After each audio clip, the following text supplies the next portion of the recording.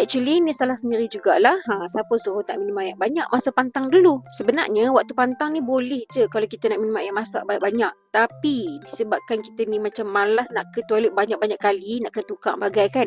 Sebab itulah yang menyebabkan kita kurang minum air masak. Tak kisahlah air masak ke air suam, yang penting air kosong lah. Walaupun kita ni makan sayur banyak, buah banyak, kalau kita kurang minum air masak ni memang akan menyebabkan kita ni jadi susah membuang. So potensi untuk kena buasir tu sangat-sangat tinggi sebab anak menyusu badan lagi.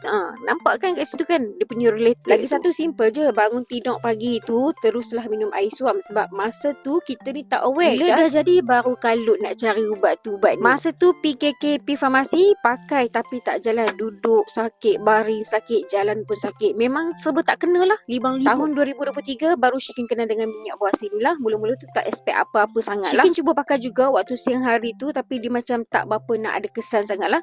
Tapi satu malam tu Syikin sapu sebelum maghrib sebab malam ni kita ada banyak masa untuk kita baring dan kita kurang bergerak. Nasib baik baby pun dia macam bagi kerjasama, dia taklah meragam banyak sangat, so kita boleh rehat lah masa tu. Alhamdulillah dalam satu malam tu, esoknya daripada bengkak yang besar tadi tu dia makin kecil lah. So Syikin repeat untuk the next day. Sampailah waktu tu dalam 4-5 hari macam tu, Alhamdulillah dah hilang sepenuhnya. Masa kat hospital doktor suruh potong je, tapi kita ni taklah berani nak buat macam tu kan. So Alhamdulillah sekarang dah tak kena dah. Yang menyembuhkan tu Allah, kita hanya ikhtiar sahajalah. Okay.